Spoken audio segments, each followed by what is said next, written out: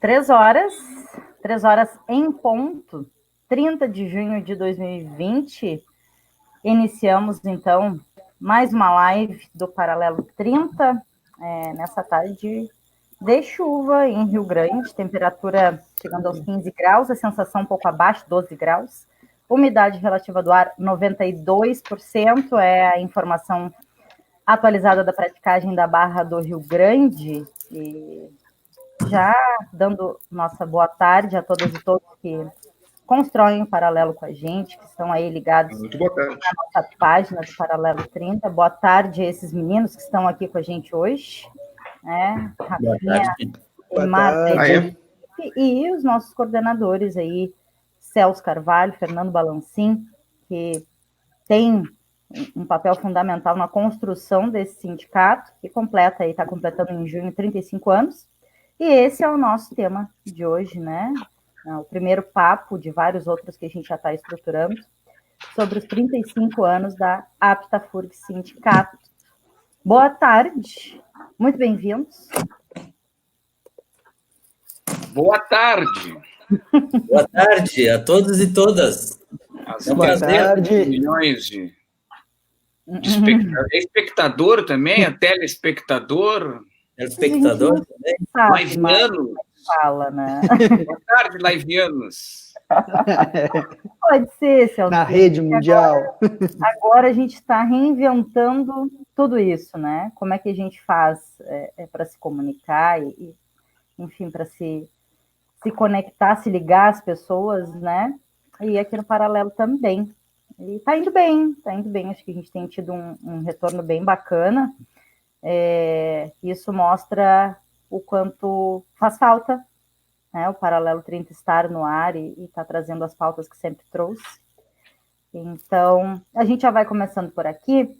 A gente não tem feito, né, não sei se vocês têm acompanhado sempre, mas a gente não tem feito exatamente aquela estrutura que se fez, né, ao longo desse tempo aí na Rádio e TV, com agendas e tempo para isso e para aquilo, até porque a forma de comunicar aqui, né, pelas redes é diferente. A gente pelo menos mantém ali a temperatura e a referência do site da praticagem da Barra só para dar aquela sensação de normalidade, tá? De que a gente tem alguma referência ainda, tá? E a partir daí a gente já começa o papo, então. Queremos ouvir vocês. A gente tem acompanhado pela página da Aptafurg, que tem uma campanha sendo feita ali, né, Marcinho, bem bacana, com uma série de depoimentos e acho que trazendo essa memória dos 35 anos. Não sei se o Marcinho quer falar um pouco sobre isso. Então, a partir de uma conversa com a Maria, né, que é uma das coordenadoras de imprensa, não só ela, mas tem outros coordenadores de imprensa do sindicato, a gente pensou, né, a Maria pensou e a gente trocou uma ideia de chamar, né, de fazer ao longo do ano, porque esse ano, na realidade, são os 35 anos do sindicato, né, na realidade, a gente tem uma dupla comemoração, porque o sindicato, a primeira fundação foi lá em abril, mas foi uma diretoria provisória, e aí passou um período até a função da documentação toda, e em junho, efetivamente, que o sindicato é criado e eleita a primeira diretoria da Aptafurg. Então, a gente pensou, como esse ano é um ano, né, obviamente atípico, a gente pensou em fazer, durante o ano, né, esse segundo semestre, várias atividades, várias coisas, né, para fazer essa comemoração desses 35 anos, e trazer, nesse sentido, quem foi diretor do sindicato nesse período, né? Alguns que a gente vai conseguindo ter contato, vai estar convidando, na realidade, a gente está ainda convidando, e também de sindicatos, os sindicatos que são parceiros da Aptafurg, né? Na luta nesses 35 anos. A Profurg já enviou um comunicado para a gente, a Associação LGBT de Rio Grande também já. Então, conforme o pessoal vai enviando, a gente vai publicando, e a ideia também é trazer fotos e parte dessa história escrita que a gente tem, né, que foi feita, um dos nossos antigos coordenadores fez uma monografia de graduação em História, então a partir dali o João Casimiro, a partir desse instrumento, né, dessa escrita, a gente está montando materiais para ir depois dos vídeos também e trazendo um pouco dessa história. Então, trazer, né, elucidar um pouco aí, mostrar o que esses homens e mulheres, né, essas mulheres e homens fizeram nesses 35 anos aí do sindicato, né? Tem muita gente que passou, tem muita gente ainda, né? Mas tem muita gente que passou para contar essa história. Coisa boa. E a gente vai trazer mais um pouquinho, então, dessa história aqui, ouvindo Celso e Fernando, que tem aí um papel significativo na construção dessa história, né? Tragam um pouco para a gente, desde quando, desses 35 anos, vocês estão inseridos aí no sindicato e construindo o sindicato? Como é que foi a aproximação aí de vocês no sindicato? Celcinho. Vou eu balancear? Vocês que sabem. Eu iniciaria dizendo o seguinte, né? Dos 35 anos, 34 eu estou envolvido, né? Objetivamente, o primeiro ano que eu estive, foi quando eu entrei na universidade, no primeiro ano, depois de 2006, já estava à volta disto. Mas eu queria chamar a atenção era o seguinte, a Aptafurg, como outros tantos sindicatos, a Profurg é um caso caso igual ao nosso também, a Profurg é um pouquinho antes, né? A Aptafurg se confunde com o período de redemocratização do país. Nós somos, entre tantos outros, nós somos do campo cutista, por exemplo, da Central Única dos Trabalhadores, que é um movimento sindical que vem exatamente da abertura, né, do esgotamento do regime militar e a abertura, de novo, a retomada, por dizer assim, da democracia no Brasil. E nós aparecemos junto com isso. Nós somos filhos. Só um pouquinho que eu tenho aqui A live pode fazer isso, né? Desliga o bagulho enquanto estou fazendo barulho, essas coisas. Pode, fica à vontade. Mas nós somos filhos legítimos do processo de redemocratização. 35. O ciclo que está se fechando nesse momento, e está se fechando, tá? O melhor dia, fechou, acabou, terminou. Aquilo que se pensou programaticamente a partir do esgotamento da ditadura e a retomada das lutas sociais no país, a democracia, etc., etc., esse período terminou. E esses somos nós. São 35 anos, sim, 35 anos pós-ditadura militar e civil, e que a gente é um sindicato que se construiu a partir desta dimensão, da dimensão democrática. Pode adjetivar essa democracia como democracia liberal. Mas abro um parênteses aqui só, isso é importante. A democracia é uma conquista do operariado, historicamente. Isso, mesmo que a gente diga democracia liberal, não é o liberalismo. O liberalismo nunca defendeu a democracia. Nunca fez isso. Então, quem conquistou isso foi as lutas operárias, etc. Eu quero chamar a atenção disso porque a gente sempre fala de democracia liberal, como se houvesse duas democracias. Não tem. O liberalismo nunca defendeu isso, o capitalismo muito menos ainda. Isso é uma conquista. E nós montamos essa história. É uma história de um sindicalismo que tem um centro. Isso é importante, tem um centro toda essa história da Aptafurg, que é a luta por democratizar as universidades. esse é um centro, sempre foi o nosso centro. Nosso projeto de universidade para os trabalhadores, a carreira, como nós construímos isso, as relações de trabalho, como é que se dá no interior do Estado, quais são os seus compromissos, etc, etc. Tudo isso foi pautado e dirigido por uma luta estratégica, que é disputar a universidade do ponto de vista do trabalho e não mais do capital, enfrentar a universidade segundo o capital, que é hoje, tá? A universidade que nós temos é absolutamente compromissada com o capital. Com o capital. O campo progressista, o campo da esquerda, essa sempre foi minoritária dentro da universidade e sempre lutamos para tentar democratizá-la. A história da Aptafurg é a história da tentativa de redemocratizar a universidade, que sempre foi elitista e ainda é, por mais incrível que isso possa fazer, ainda é elitista. Ainda é. Ainda é, Celcinho, e tem... Ainda é profundo. Sim, e se aprofundando muito agora, né? Se aprofundando muito mais agora, penso, né? Nessa sim, claro. O período de retomada, né? De uma ou de regressão, né? De regressão. Estamos voltando atrás, nós estamos voltando.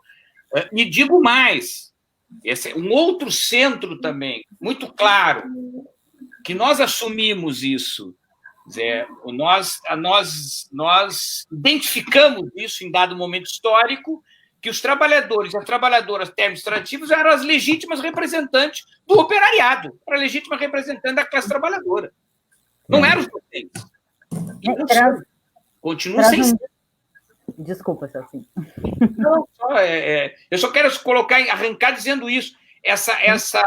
A história da Aptafurg, ela está ligada intimamente, organicamente, à conjuntura de redemocratização do Brasil. Sim. Não é muita coisa, não é só nós. Né? Todo não, campo a importância de um sindicato, né?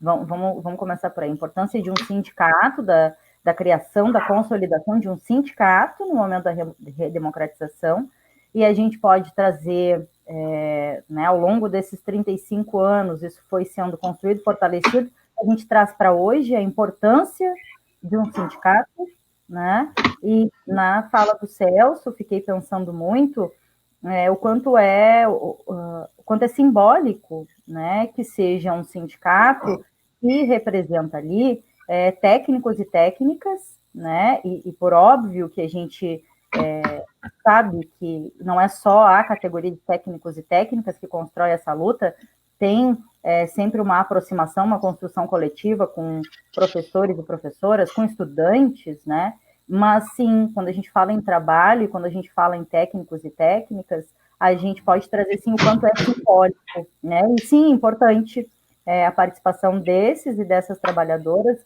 nesse processo, né, de tentar, enfim, acho que distanciar a realidade, o futuro da universidade dessa visão mais capitalista que está sendo retomada com muita força agora, né, e isso é algo que cansa e que nos preocupa bastante. Fernando levantou a mão. É sempre assim, eu quero primeiro ressaltar, né, sempre a importância desse espaço democrático, que parece que cada vez mais com a tendência a gente vai perdendo esses espaços, assim, para iniciar a conversa. Né? A gente está numa situação quase que perdendo esses espaços, né? E assim, relembrando, digamos assim, eu sou mais jovem na Aptafurg, né? Eu sou de 92, jovem, mas tudo bem. Eu sempre fui simpatizante, mas a gente passou por épocas horríveis. Eu não sei se alguém lembra ainda do 0,01% que a gente recebeu de aumento da época da FHC. Tivemos situações horríveis, né? Sempre na luta, o sindicato sempre na luta. Mas o que eu quero ressaltar também é a edição, né, a luta da edição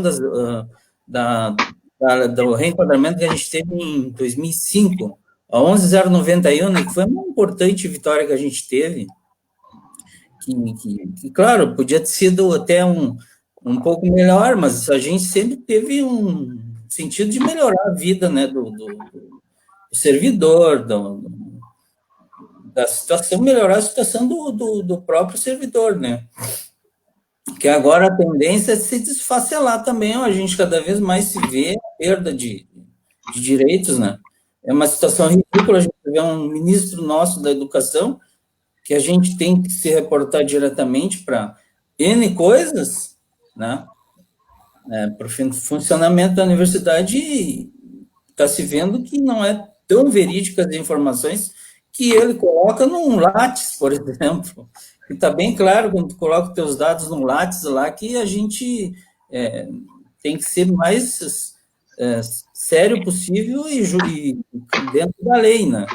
Então, só para deixar do início, assim, teria muito mais para falar sobre a história da própria Aptafurg, né? Se decorrer de todos os anos, as greves que a gente teve também, sempre acompanhando meio que como simpatizante, claro, mas 2016, acho que foi meu ingresso como coordenador. Porque o Alquim tem mais experiência nessa área, tem mais o traquejo o dom da palavra. Passo a bola. Mas é importante, né, ouvir, acho que todas as pessoas que vão fazendo parte dessa história. Sim, o Celcinho é assim, a gente fala tudo que quer falar antes de passar a palavra para ele, porque ele tem sempre muita coisa para falar, e a gente sempre tem a sensação de que falta tempo, e realmente falta, né, Celcinho, porque não vai ser em 1 hora, que sai em 2 horas, que vai dar conta de conseguir. É verdade. Eu queria falar uma coisa grande, né? Uma história belíssima. A história da Aptafurg é belíssima. Mas eu queria falar e na realidade, trazer essa provocação para o Celso, na realidade não uma pergunta, mas um comentário, porque a história, um pouco da história do sindicalismo no Brasil, né? Obviamente a nossa história está incluída, né? Confunde-se, né, com tudo isso. E a história do sindicalismo no Brasil, em alguns momentos, ela é uma luta umbilical, né, onde as questões da categoria é o que é levado no mote principal, como aumento de salário, enfim, melhores condições de trabalho, normal, né, legítimo, mas também em alguns momentos, né, aliás, não em alguns momentos, mas também se agrega essa discussão, não só a luta umbilical, essas questões mais diretas da categoria, mas a participação dos sindicatos em diversos momentos do Brasil, né? Como foi na ditadura, né? Onde o sindicalismo estava lá, a luta do Lula, né? Um dos expoentes, enfim, né? Lutando pela redemocratização do Brasil, e a Aptafurg participa, né? Participa desses momentos sempre dentro da nossa cidade aqui, né, participando de diversos conselhos. A Aptafurg tem, ao longo desses anos todos, representação em diversos conselhos, como o Conselho Municipal da Saúde, da Mulher, enfim, tantos outros que não me recordo agora, mas participando também de outras lutas, não só as nossas lutas, né, da universidade, né, pela educação, mas de diversos outros setores, né. Eu queria, Celcinho, que comentasse um pouco sobre isso, né, a Aptafurg imersa, né, não só nessa questão que a gente... né, que é importante, obviamente, né, as condições, o que afeta na universidade, mas também aonde a gente está incluído, né? Tem uma história que na verdade, para mim ou para outros, para a Mariazinha, por exemplo, fundamentalmente, é um pouco triste em função do que a gente construiu. A gente construiu uma história... A gente conseguiu fazer exatamente isso que o Márcio chama a atenção. Você consegue juntar as necessidades imediatas, as relações de trabalho imediatas, mais salários, uma carreira que me qualifique, uma carreira que valorize meu trabalho, etc., etc. Isso são lutas imediatas, objetivas, né? Claras. Eu não eu não vou fazer uma luta por melhores salários para eu receber melhores salários daqui a 50 anos. É para receber agora.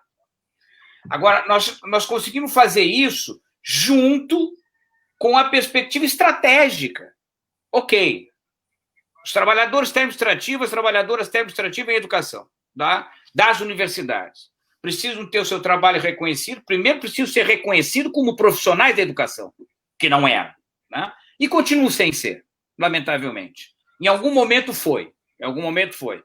Então, você valoriza, enfim, qualifica esse trabalho, etc. Ok. Mas a pergunta é, para onde? Para onde a gente vai? Nós queremos ter um belo salário, belíssimas condições de trabalho, queremos disputar o poder da universidade, queremos ser sujeitos na universidade, etc, etc. Ok, para onde? Essa é a pergunta que a gente fazia, a gente respondia com a maior tranquilidade. Aliás, na época, era a grande resposta. Para onde? Para fazer a Revolução Brasileira, para nós fazer a Revolução Socialista. Isso era claro, era absolutamente claro. Todo o nosso programa, seja se eu pegar o programa, estou chamando de programa, Projeto Universidade, o que nós pensamos sobre universidade do ponto de vista do trabalho, é nada mais uma política de transição. É pensar a universidade hoje, mas numa perspectiva estratégica lá adiante. Tem que acabar com a universidade como ela é. Ela não vai a lugar nenhum como ela é. Essa é a verdade. Ela continua operando o capital. Nós conseguimos juntar essas duas coisas. Claro que, quando digo nós, da Botafogo, não é um campo progressista que sai, que emerge das lutas sociais contra a ditadura, que tem uma perspectiva socialista. A CUT ainda tem, hoje, a sua perspectiva é socialista. Pode-se discutir o que é isso, etc., mas essa é a perspectiva. E sempre foi essa perspectiva. E, para nós, eu quero lembrar o seguinte, a Botafogo, a categoria técnico-administrativa em educação se transformou, em dado momento, como vanguarda do movimento sindical do Estado. Quero lembrar a greve de 95, em que a FHC partiu para cima, como Margaret Thatcher fez lá na Inglaterra, para acabar, liquidar com o movimento sindical no país. E enfrentou os petroleiros. E do lado dos petroleiros estávamos nós. E nós só saímos daquela greve quando todos saíram. Nós não precisávamos ter ficado mais naquela greve. Aquela greve tinha dado o que tinha que dar. E nós definimos isso. Quando eu digo nós, é a categoria. É bom que se entenda isso. Em dado momento histórico, os técnico-administrativos e as técnico-administrativas tomaram consciência de si, conseguiram compreender o que estavam fazendo. Tem um livro escrito sobre isso. Os novos sujeitos da arena universitária, né? Que éramos nós, os Barnabés, aqueles que pegavam a continha de luz do professor e ia lá na loteria pagar. Isso não é linguagem, tá? Isso é real, isso é verdadeiro, isso é fato. O sistema administrativo sempre é de alguém, nós éramos sempre de alguém. Alguém eram nossos donos, né? Então, era o docente mais próximo. Então, nós conseguimos juntar isso e fazer essa luta espetacular. Quem botou fogo e transformou os processos de mudança de direção das universidades, transformou em efetivamente processos eleitorais legítimos, foi a categoria administrativa e educação. Porque nós não tínhamos acesso ao poder, como não temos ainda, e a única forma é democratizar a universidade para ter acesso. Porque até então a universidade é oligárquica. Eu posso dizer quem são os grupos que vão disputar a reitoria, e posso dizer daqui a 10 anos. Porque é óbvio, nós sabemos as oligarquias. E eu quero chamar a atenção, esta é a beleza da luta. Uma categoria de trabalhadores e trabalhadoras, em dado momento, toma consciência de classe, a classe para si. Isso é fantástico, isso é simplesmente fantástico. Isso nos permitiu fazer ocupação de terras com o MST. Nós temos luta com o MST. Isso é fantástico. Nós fizemos a nossa luta junto com os petroleiros. Celso, deixa eu trazer, né, nesse ponto, né, quando tu traz, assim, do quanto é importante, sim, acho que não somar, mas fazer parte, sim, entender parte dessas outras lutas também, que não são dos outros, mas são nossas também, e quando tu fala, eu lembro da gente sempre ouvir essa conversa, e sempre ouvir na fala de vocês, a importância que sim, a APTA-FURG, e a gente pode trazer até aqui para o Paralelo 30, porque o Paralelo 30 é um projeto da APTA-FURG Sindicato, mantido Exatamente. Pela APTA-FURG Sindicato, e a gente vem, acho que vai fazer 6 anos, o Rafa 5, e a gente sempre escutou, sempre foi muito presente esse discurso, esse tom, né, de que não é apenas questões diretamente, objetivamente ligadas à categoria, ou questões trabalhistas apenas da categoria, porque a gente precisa olhar para fora, a gente precisa entender e integrar, né, essas outras partes, esses outros aspectos da política, justamente para não cair aonde uma grande parte da classe trabalhadora, né, e não sei se estou sendo otimista dizendo uma grande parte, mas onde a classe trabalhadora está caindo agora, né, que ficar alheia, né, ao que está acontecendo para além das minhas questões objetivas, né. Bom, eu não me envolvo com a questão do MST porque não é meu problema, né, não sou eu que tenho que dar conta disso. Eu sou do sindicato, dos técnicos, eu tenho que cuidar apenas de questões de funcionários técnicos administrativos da universidade. E quando isso acontece, a gente corre o risco de acabar onde a gente está agora, né? Onde grande parte, e aí vou tocar numa questão que é muito delicada, mas que a gente precisa falar, onde grande parte da classe trabalhadora elegeu um presidente que não dialoga de forma alguma com a classe trabalhadora, né? Que se fosse por ele, bom, então eu dou o poder para alguém que me exterminaria, se fosse possível, muito, muito prontamente, né? Então, quando a gente começa a ficar alheio desses processos todos, né, que não são objetivamente ligados à questão do trabalho dessa categoria, a gente corre esse risco, né? E a gente sempre ouviu muito isso, né, da coordenação, justamente até nas pautas, né, do Paralelo. O quanto a gente sempre foi incentivado e sempre se pautou muito a diversidade, né, de temas e de pautas, de questões para que a gente trouxesse para o Paralelo, justamente para que não caísse nessa preocupação, nesse olhar mais umbilical, assim, né, como o Marcinho nos trouxe, dessa coisa de olhar só objetivamente para essas questões pontuais e não quero saber do resto.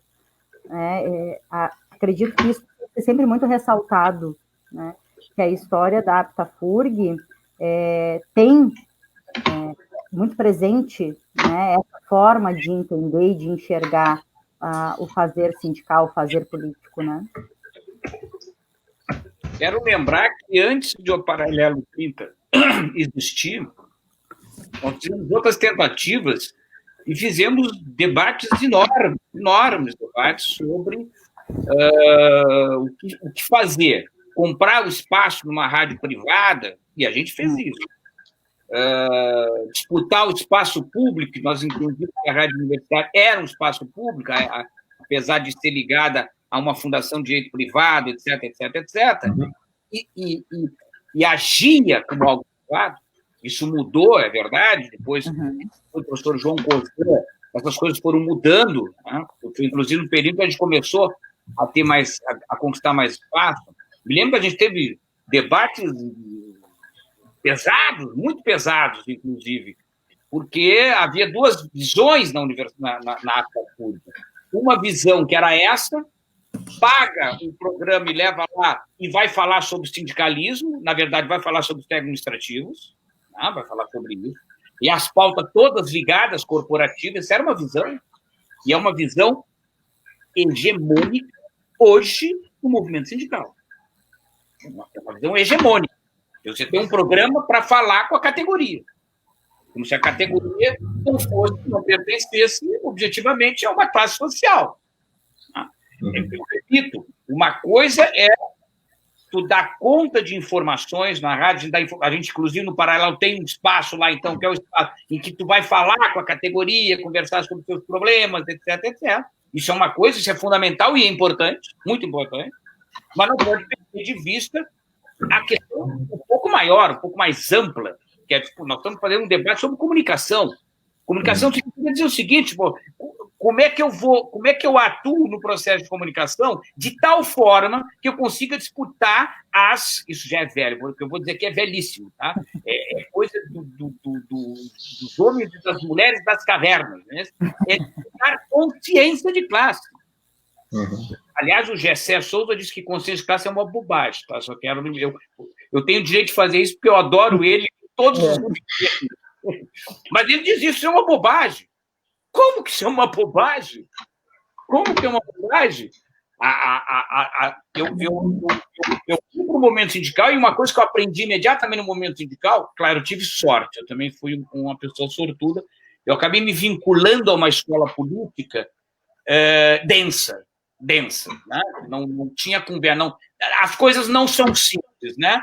E a verdade não está na aparência. É a partir dela que tu vai buscar efetivamente como é que está o fenômeno. Isso é uma escola política, não é acadêmico, não. Isso é uma escola política. Existe até hoje essa escola. Então, eu tive essa sorte, e esse debate todo já feito, enfim, eu ganhei esse debate. Né? Eu ganhei esse debate, caiu no meu colo, e eu achei maravilhoso isso. Isso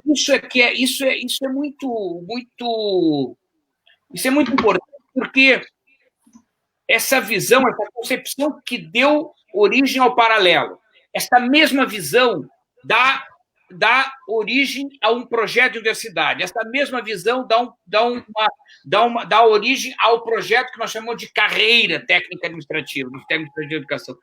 Toda essa visão é minoritária, não é hegemônica e, nesse exato momento, tende a ser destruída nesse processo inteiro.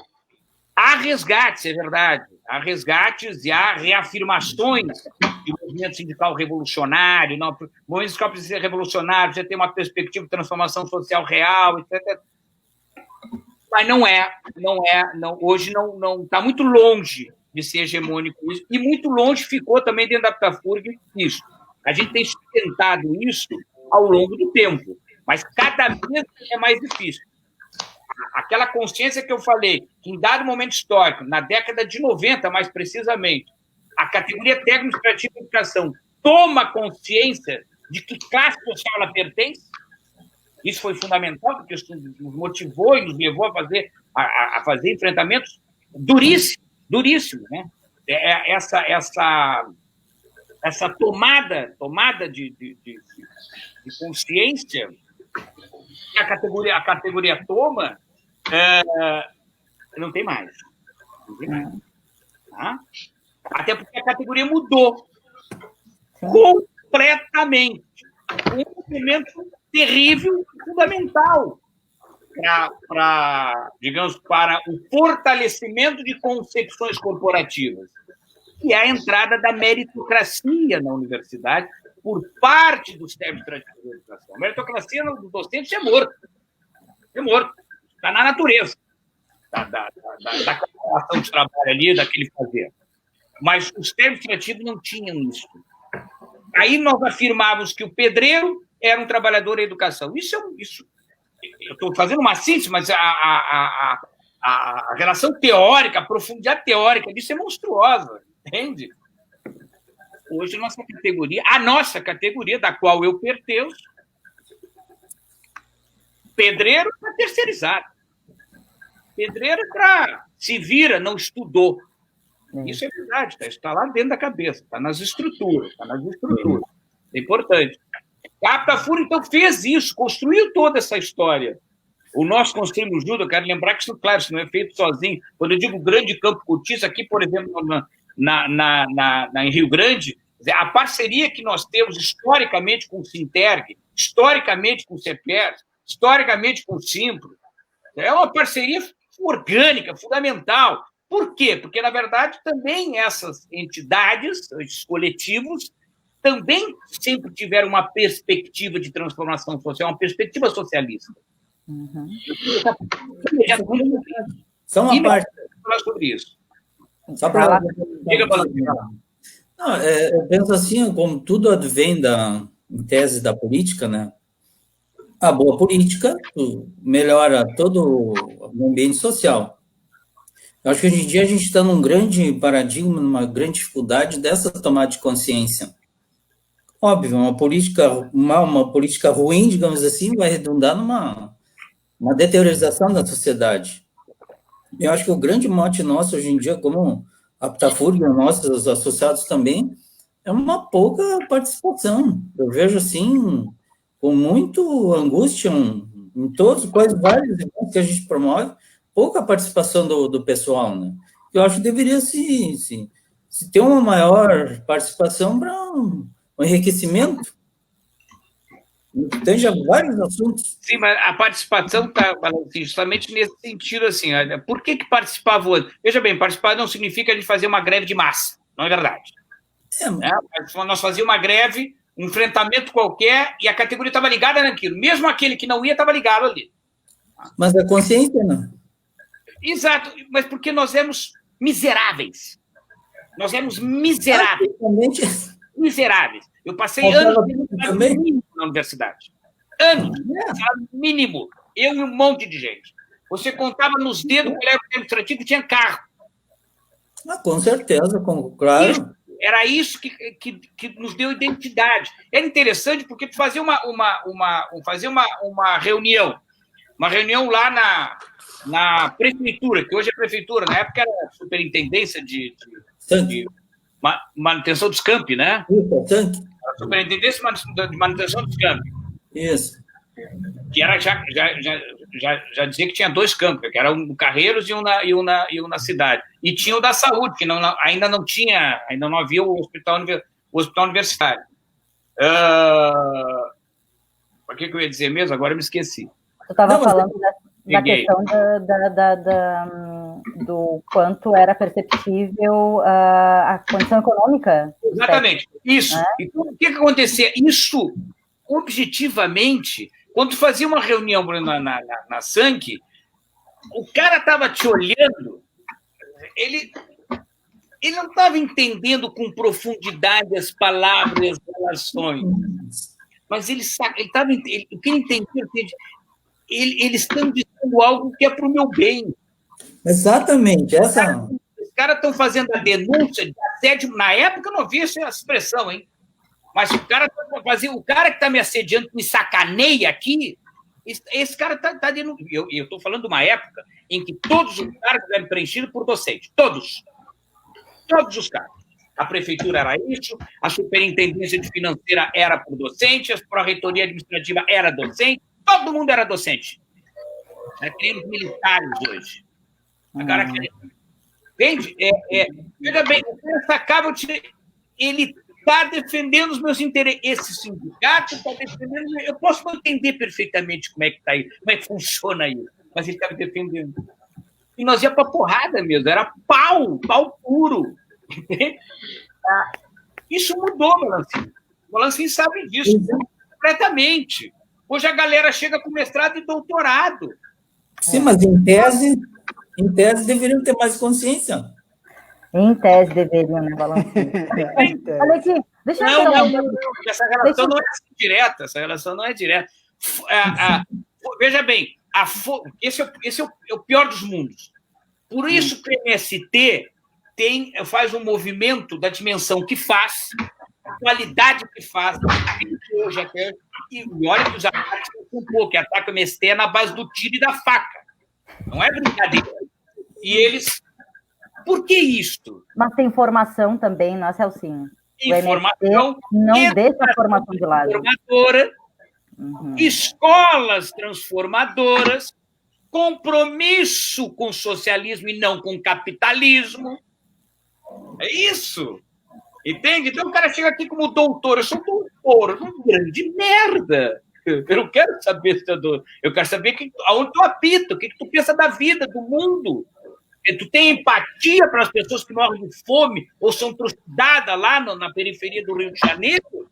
Eu quero saber se tu tem essa empatia, porque se tu tem, nós somos companheiros, pô. Mas não é, isso não é verdade.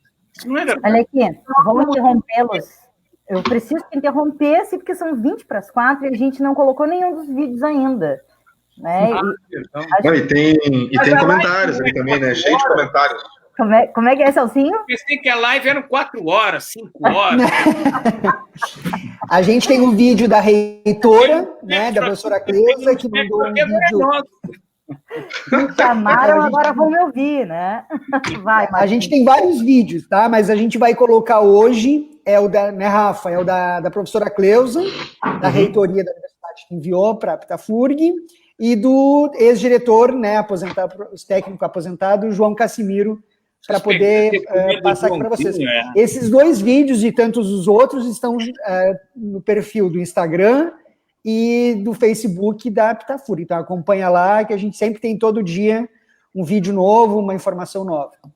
Olha aqui, rapidamente, antes do Rafa largar o vídeo, só vou dar uma passada ali pelos comentários. A gente tem uma galera ali desde o início com a gente, a Ana Luísa, o Lázaro, a Carminha Parada, temos também ainda a Luciana Sampaio, que os citados antes nos dão aí uma boa tarde, a Carminha nos dá parabéns à equipe que se empenha há anos na luta, dá um salve para o Marcinho também, e o Rafael Pereira, ele traz nesse sentido da conversa que a gente estava tendo até agora, ele diz, hoje o técnico se vê como, aspas, classe média, uma pergunta, e ele diz, por isso votaram em massa no Bolsonaro? Não respondam, que o Rafa vai largar um vídeo, e aí depois a gente retoma esse papo, pode ser?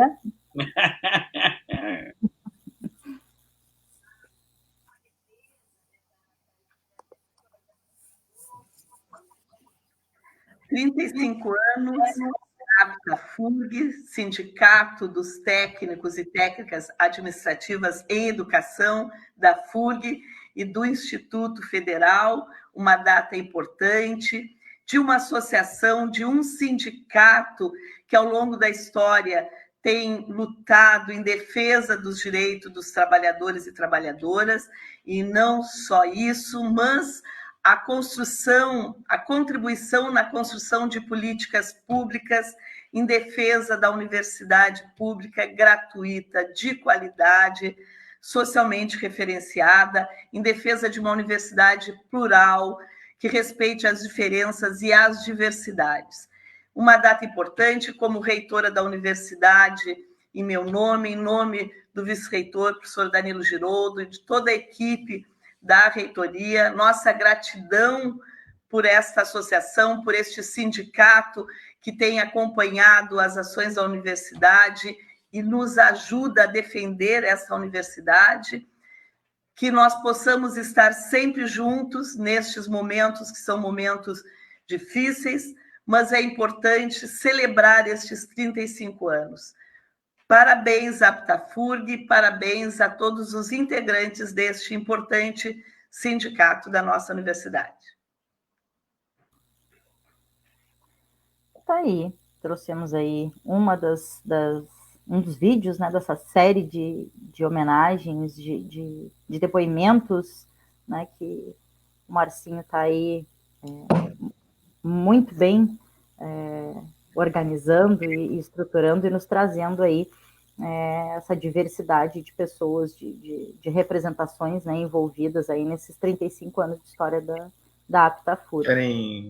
Vocês querem que eu rode o outro já? Não. Sim. Quero ver do Joãozinho. Rodamos na colada? Tá. Por aí que já vou. Lá, então. Vou lançar também. Metade dessa história militei com o Joãozinho. Deixa eu trocar aqui. Joãozinho. Aproveita que agora o Celcinho e o Fernando vão, na volta, quem sabe, responder essa provocação aí do Rafael, e vai faltar tempo, porque sempre falta.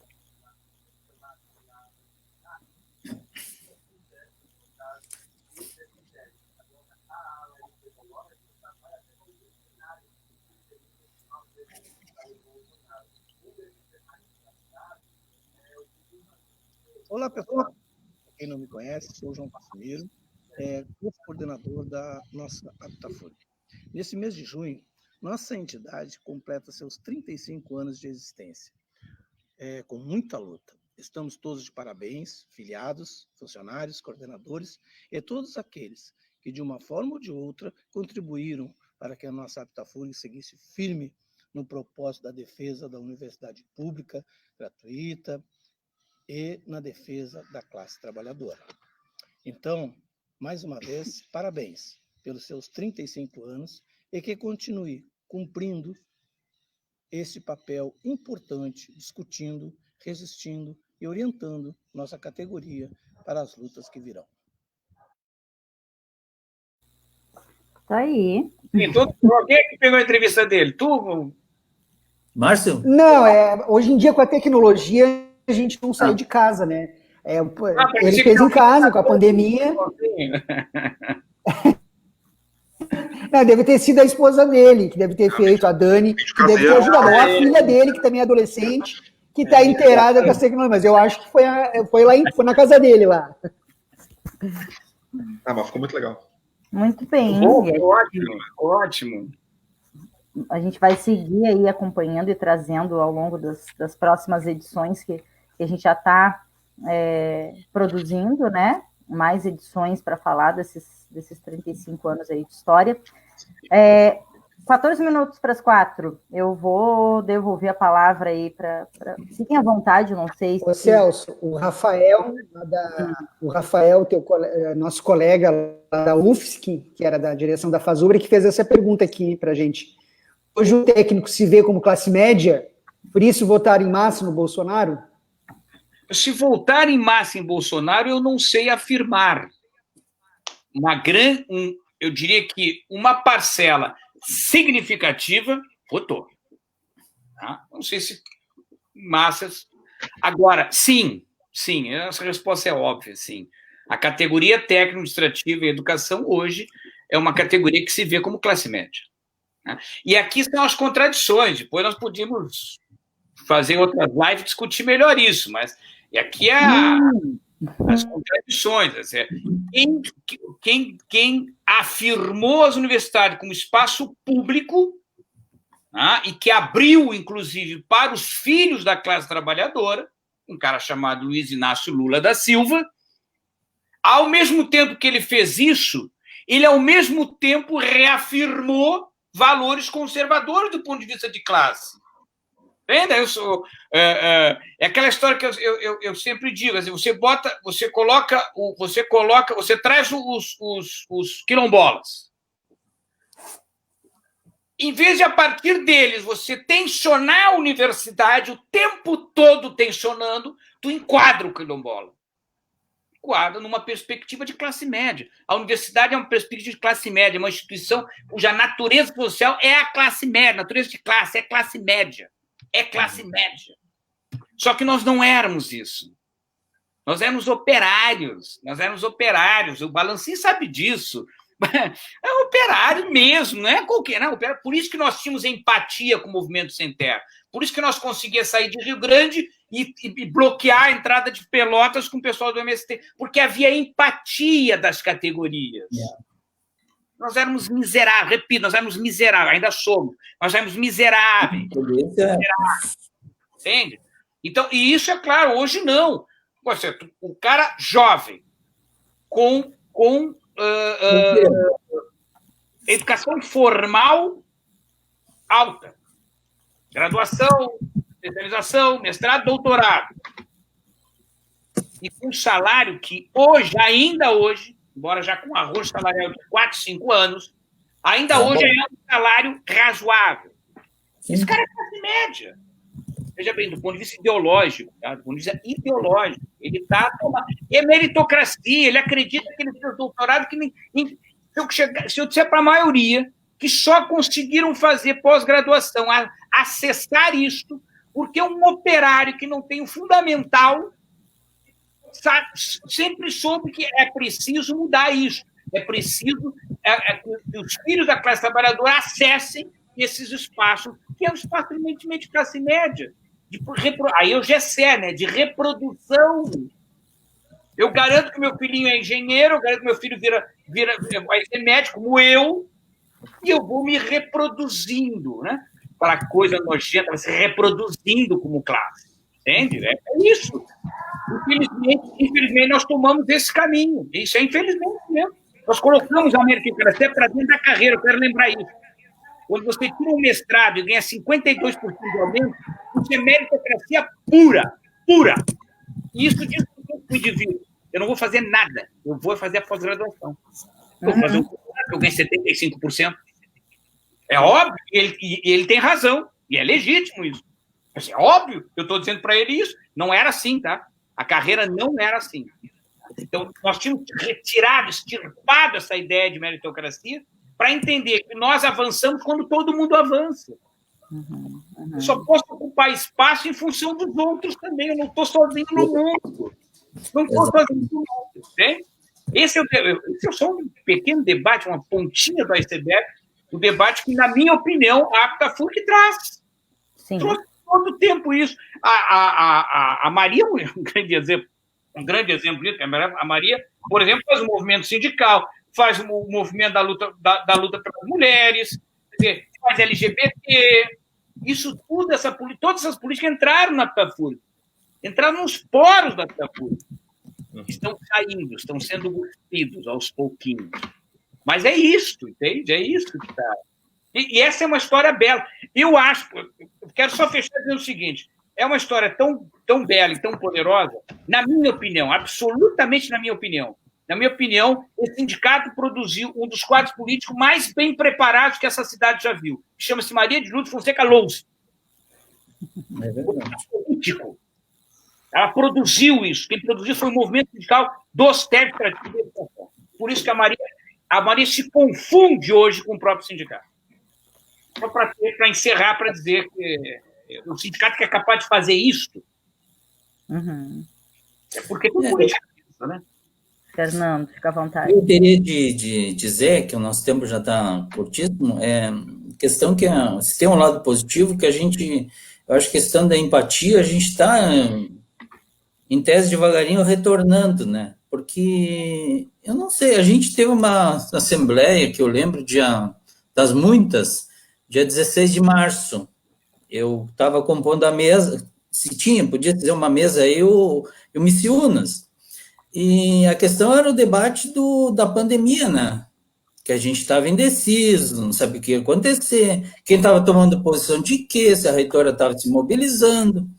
E na reunião anterior a gente tinha feito parte da conversa com a reitora, e aí se viu que o pessoal realmente estava começando a se interessar, pelo menos por um momento, um debate, que claro, as pessoas estavam preocupadas, né? Não só com o umbigo deles, mas com todo um universo. E tinha, assim, um interesse, que se via que a Assembleia realmente ficou nervosa, digamos assim. E não ficou no marasmo, que a gente vê toda essa questão de que a gente está num patamar elevado. Será que a gente realmente precisa descer a um patamar muito baixo para a gente retornar a querer alguma coisa de melhor? É isso que às vezes eu fico me perguntando, sabe? Perder a nossa carreira, sabe? Perder nossas condições. Será que precisa chegar a esse patamar? As pessoas precisam sentir realmente não digo a perda, mas assim, as condições que a sociedade vai deteriorando tudo, para a gente tomar uma consciência, para retornar a ter essa consciência. É isso que eu fico perguntando, porque, como eu disse, o pessoal que faz mestrado, doutorado, em tese, tu tem um cabedal de leitura muito grande, que realmente eu me formei, tenho um certificado todo emitido pela FURG, no meu Lattes, etc., mas assim, tem toda uma leitura. Está faltando, claro, vendo uma classe humilde, a gente tem essa consciência, digamos, mas será que o pessoal mais novo, que realmente mudou todo o perfil desses novos colegas, eles necessitam de ter toda uma perda novamente para começar a se engajar nessa luta? Essa é uma angústia que a gente tem, né? Na Gamboa a gente tem as eleições, parece que ninguém se importa novamente, temos eleições para a reitora, vamos participar, gente. vão se interessar, vou perder meus direitos, pelo menos vou ter o ansejo de querer lutar, para que ou que se mantenha ou que a gente ultrapasse isso. Eleição para reitora, sabe? Então, eu acho que cabe sempre a gente estar na luta. Então, um grande abraço para todos, porque é um espaço que eu sempre reitero. A gente não, tomara que a gente não perca esse espaço. Puxa vida, né? E como é importante sempre reafirmar isso, né? Enfim, o nosso papel político, né? E tenho nessa discussão tanto da pandemia quanto até da questão da construção e da luta sindical, as pessoas e pessoas muitas vezes de destaque, de referência política ou teórica, às vezes dizendo a gente não pode levar para o lado político isso. Eu digo, não, a gente tem que levar para o lado político isso. Luta dentro da política. Né? A gente pode... Não é político. Não é? Me fale o que seria. Então, a gente pode tentar não levar para o lado de uma construção ideológica, bom, aí é uma coisa. A gente pode não partidarizar, bom, aí é outra coisa. Agora, é político, sim, né? A pandemia enfim, as consequências dela no Brasil, no Rio Grande do Sul, e em Rio Grande, é política. Não tem como não ser, né? A construção de uma universidade mais democrática é política. Justamente nisso que o Fernando traz, né? Como eu vou querer um espaço de uma universidade mais justo, mais próximo da classe trabalhadora, se eu não participo dessa construção, se eu quero só receber pronto, né? E acho que isso, em todos os espaços que a gente convive, é uma retórica que imagino que vocês que estão aí acompanhando, o Celcinho que está nos 35 anos, está há 34, e imagino que deva repetir isso há 34 anos, né, Celcinho? Que não vem pronto, que a gente precisa participar, passo a passo, né? Nada vem pronto. Aqui, 3 minutinhos para finalizar. Alguém quer fazer acho que é importante, eu coloquei, desse ponto de vista, a questão da política, não política, tem que deixar uma coisa clara, categórica. O programa Paralelo 30 é um programa de comunicação ligado, evidentemente, aos movimentos sociais, com compromisso com os movimentos sociais, porque é anticapitalista. Isso tem que ser dito. Assim como a Globo é capitalista, como a Globo defende o programa neoliberal abertamente, descaradamente, nós, como o 247, o Carta Maior, a Ninja, etc, etc, etc, somos anticapitalista. Ponto. Acabou. E agimos e devemos agir e tomar ações neste sentido, sempre nesse sentido. Não dá para vacilar, como agora, por exemplo, começa a vacilar. É impressionante, a direita faz um movimento e as pessoas já estão relaxadas que não vai vir mais golpe. Ledo engano. Se entendesse o que é a luta de classe no dia a dia, no concreto, saberiam que apenas estão tomando fôlego e vão partir para cima da gente. Como diz o Jefferson Biola, os militares vieram e não querem voltar mais. Gostaram e estão aí para ficar. É importante ressaltar isso sempre, né? Agora, a gente está no final, mas eu penso que isso é tão importante, tão relevante, porque acontece isso. Assim, primeiro que a gente somos um povo que está altamente fragilizado, cansado, né? E no meio de uma situação caótica, mundial, né? Se vê completamente desamparado e sem perspectiva e sem exemplos sadios, né? Porque eu penso que numa situação dessas, o fundamental é uma referência política eleita, né? Que seja sadia, né? Que mostre segurança, que mostre esperança, perspectiva, e não temos isso, né? Então, penso que qualquer movimento, qualquer desfecho, parece que já traz essa sensação de alívio, de não, tá, agora tá tudo bem, o pior não vai acontecer. o nome disso é negação, né? Que é uma das formas, assim, da gente reagir quando não aguenta mais alguma coisa, mas não está tudo resolvido, né, Celcinho? Infelizmente, a gente precisa dizer isso, não está tudo resolvido. É o contrário, né? Nós estamos sob ataque. Estamos sob ataque. No mundo inteiro. O campo neoliberal está no ataque total. Agora, as contradições, enfim, a história não termina. É bom que se diga, não termina. Então, nós estamos fazendo a luta. A revés, né? Há momentos que a gente fica mais isolado. Nesse momento, por exemplo, a esquerda não é sujeito do processo histórico no Brasil, por exemplo. Lamentavelmente. Está fora. Nesse momento está fora. Agora, houve uma série de questões aí que modificou as relações aí, que dá para ir, dá para começar a... Agora, claro, temos uma coisa pela frente que é algo inacreditável, que é a pandemia, né? E nós eu já tinha lido isso com um especialista canadense, isso acho que em abril, do jeito que o Brasil estava indo, os modelos matemáticos indicavam que quando chegar agosto, setembro, nós passaremos os 100 mil mortos. 100 mil mortos.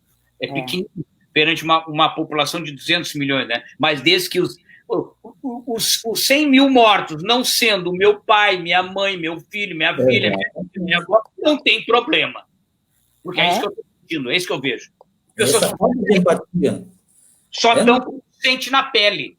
Quero lembrar que a nossa companheira, Soledad, assistente serviço social, teve Covid em Porto Alegre. Ela, o companheiro dela e o filho.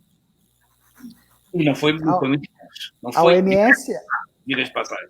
A OMS informou hoje, né, que o Brasil chega ao pico em agosto, somente no mês de agosto. Ou seja, a gente hoje tem quase 60 mil casos e a gente está em junho. A gente tem 2 meses ainda.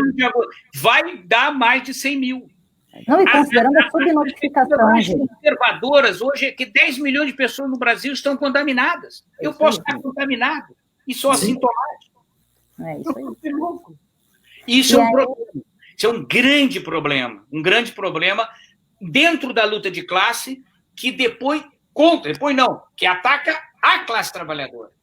A nossa classe hoje está sendo contaminada, destruída, aliás, mesmo contaminada, ainda sendo assassinada, porque as polícias, literalmente, agora abriu, já vem matando, então você já morre pelo Covid, se não morre pelo Covid, você morre pela bala, a bala perdida. A bala ou de fome. Né? De fome também. E por aí vai. Né? E de fome, morre de fome. Aliás, o Datena estava fazendo isso, né? As pessoas estão morrendo de fome, vamos abrir a economia e a Covid. Rare-se! A fome está matando mais que a Covid. Esse buçal, essa coisa, está dizendo no programa. Todos os dias diz isso no programa. Agora que tu tomou um pau do Bolsonaro, aí ficou bravo, né? Descobriram que a Band estava pedindo dinheiro. O Pedro, que é o presidente da Caixa, dizendo claramente: a Band só me pede dinheiro. Entregou, claro. A Band está dizendo: estou do lado de vocês, passa a grana para cá. Claro. Aí daqui ficou brabinho, como se não soubesse. Ficou magoado, né? Ao ego, as fragilidades do ego. Olha mas aqui. A Itafurg pertence a todo esse debate, a Itafurg sempre esteve dentro deste debate. Sim. E com posição clara, sempre com posição clara. Por isso para encerrar o que eu ia falar, na realidade, para encerrar o que eu ia falar, pegando o gancho na fala final do Celso, às vezes a gente nas redes sociais tem que responder, né, que a Itafurg não defende mais os trabalhadores e que a Itafurg só olha para um lado, né? E aí a gente costuma dizer sempre, né, a gente já tinha falado isso aqui outra vez, né? A Itafurg tem lado, sim, né? Sempre vai ter lado, o lado do trabalhador e da trabalhadora. Obviamente, muitas vezes, algumas pessoas podem não concordar com esse lado, né? Na democracia, isso tudo é permitido. Agora, a Itafurg tem lado, sim, né? Vai sempre, e sempre a gente diz que é o lado do trabalhador e da trabalhadora, né? Muito bem. Olha aqui, rapidamente, porque a gente já passou do tempo, e não tem programa para entrar depois da gente, mas então tudo bem. Isso é um grande perigo, mas ainda assim a gente está tentando manter mais ou menos uma referência aqui. Vou trazer 2 comentários finais ali. A Raquel Valério nos dá um boa tarde e diz força, tamo junto. E Tiago Debur diz, curtiu o Celso. Não conhecia, mas partilho das indignações dele em grande parte. É revoltante. Tá aí, né? Como que a pessoa não conhecia Celso, cara? Tá aí, Tiago. Então, assim, ó, não é, Fernando? Sempre que ele vem, a gente fica sempre com vontade de continuar conversando, continuar ouvindo, e é uma referência para nós, sim. Fiquei muito feliz de ver. Disse para o Celcinho antes de entrar no ar, eu disse para ele, mas não sei há quanto tempo que eu não enxergava o Celcinho. A gente sempre se falando ali Tava por com saudade do Celso já também. Não, agora eu estou vendo o Celcinho. Coisa boa. Coisa Ô, boa. Deca. Coisa boa ter o Fernando. Eu estou em crise como todo mundo está. Né? Não é? Não tem um que não esteja em crise hoje, né? Em casa? Não tem. Fala, Marcinho. Muito... Não, só para então lembrar que uma vez por semana a gente vai trazer sempre um convidado, né? Semana que vem não, né? Agora é dia 14, 2 convidados para falar sobre os 35 anos da Aptafurg. Então, no dia 14 vai estar a Maria de Lourdes e a Lúcia Nobre, que hoje está no NUDESE, coordenou o NUDESE, mas que esteve nesses 35 anos aí também, como o Celso falou, muitos dos anos junto conosco, né? Até hoje, né? Mas já esteve na direção várias vezes, então vai estar aqui dia 14, junto com a Maria. Vai ser uma maravilha, coisa boa. Meninos, agradecendo, então, a disponibilidade de vocês aí e reforçando, né, Rafa, Márcio, Rafa e Marcinho, a gente integra aí essa equipe de comunicação, né, do sindicato, e certamente os 2 concordam comigo que é uma honra, né, e é um privilégio a gente poder construir essa história também, tá junto aí aprendendo sempre muito, né, e agradecendo então Celso e Fernando pela disponibilidade e por toda a luta de sempre, tá? Essa live vai ficar salva ali na página do Paralelo 30, no Facebook. Então, quem não conseguiu acessar, tem como rever, tem como compartilhar, fica ali, todas as nossas lives ficam ali salvas. E a gente retorna, então, na sexta-feira, também às 15 horas, com mais Paralelo 30 pelo Facebook. Tá bem? Valeu. Agradecendo vocês, então, até sexta. Tchau, tchau. Tchau, tchau. Tchau, tchau.